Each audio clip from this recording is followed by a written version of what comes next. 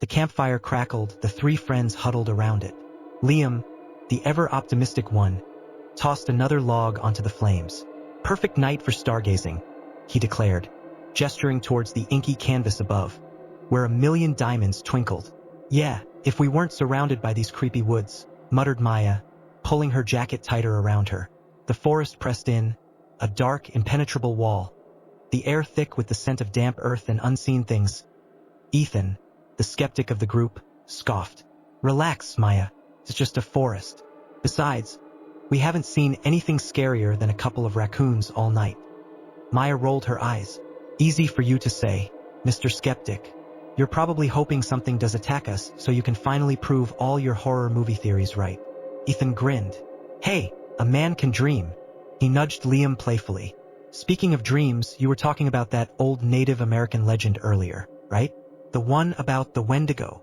Liam shivered, despite the warmth of the fire. "Yeah, the creature of the winter woods. Starving, always hungry, driven to consume human flesh." "Nonsense," Ethan scoffed, but his voice lacked its usual conviction.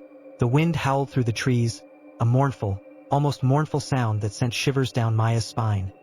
They lapsed into silence, the only sound the crackling of the fire and the distant hooting of an owl. Maya felt a prickle of unease, a sense of being watched. She glanced around, but saw nothing. Suddenly, a twig snapped in the undergrowth, close by. They all froze, every sense on high alert. The silence stretched agonizingly long. Then, another snap, closer this time. "Did you hear that?" Maya whispered, her voice trembling. Ethan, his bravado gone, whispered back, "I think we should pack up and get out of here." Liam, ever the pragmatist, said, "Hold on. Maybe it's just an animal. A deer, maybe?" But the snapping continued, growing closer and closer, a rhythmic, almost deliberate sound. Fear, cold and clammy, gripped Maya. She felt a desperate urge to run, to escape the encroaching darkness. Then, they saw it. A pair of eyes, glowing an eerie green, materialized from the shadows. They watched them from the edge of the woods, fixed and unwavering. The creature remained hidden, but its presence was undeniable. Panic erupted. They scrambled to their feet, grabbing their backpacks and scrambling for the nearest trees. Ethan, the fastest, reached the cover of a large oak first. Liam and Maya huddled together behind a smaller tree, their hearts pounding like drums. The creature emerged from the shadows. It was tall, impossibly tall, its limbs long and skeletal. Its skin was pale, almost translucent, stretched taut over its bony frame. His mouth, a gaping maw of sharp teeth, stretched from ear to ear, revealing a long crimson tongue. The Wendigo. It let out a blood-curdling shriek, a sound that seemed to tear through the very fabric of the night. The creature lunged, its long arms reaching out like grasping tentacles. Liam screamed, pulling Maya behind him as the Wendigo slammed into the tree, its claws raking across the bark. The tree shuddered violently, its leaves raining down like a storm. Maya felt a surge of adrenaline, fear fueling her. She grabbed a rock from the ground and hurled it at the creature. It struck the Wendigo in the chest, but it seemed to have little effect. The creature let out another shriek and renewed its assault, the tree groaning under the onslaught. Liam, his face pale with terror, scrambled up the tree, pulling Maya with him. They clung to the branches, their hearts pounding in their chests as the Wendigo continued to batter the tree below them. The creature let out another blood-curdling shriek, its eyes burning with a malevolent hunger. It turned its attention to Ethan, who was cowering behind his oak tree. Ethan, realizing he was alone, scrambled to his feet and ran, the Wendigo in hot pursuit. He could hear the creature's heavy footsteps pounding behind him, the sound growing louder with each stride. He stumbled, his foot catching on a protruding root. He fell to the ground. The wind knocked out of him. The Wendigo loomed over him, its long skeletal fingers reaching out. Ethan closed his eyes, accepting his fate. But then, he heard a sound, a gunshot. The Wendigo recoiled, a look of surprise and pain contorting its face. Ethan scrambled to his feet, his heart pounding.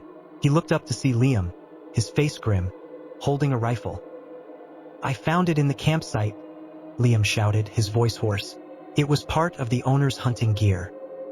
The Wendigo, wounded but not defeated, turned its attention to Liam.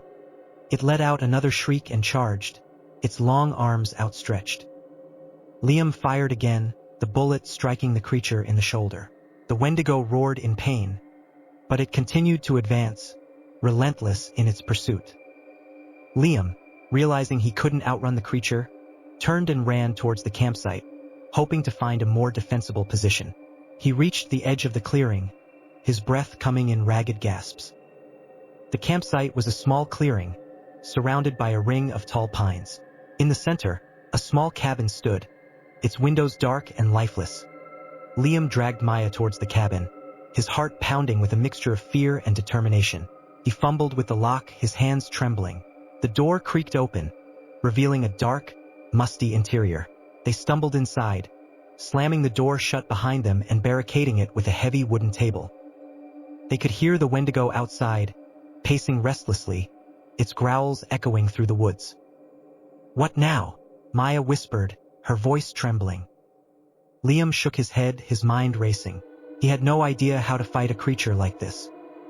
Suddenly, he remembered something, a trapdoor in the floor of the cabin. He had noticed it earlier, hidden beneath a rug. He pulled the rug aside and revealed the trapdoor. It was small, but it might be big enough to crawl through. "Come on," he urged, pulling Maya towards the trapdoor. "We have to get out of here." Maya hesitated, fear gripping her, but she knew they had no other choice. They crawled through the trapdoor, the musty air filling their lungs. The trapdoor led to a narrow, damp tunnel that sloped downwards.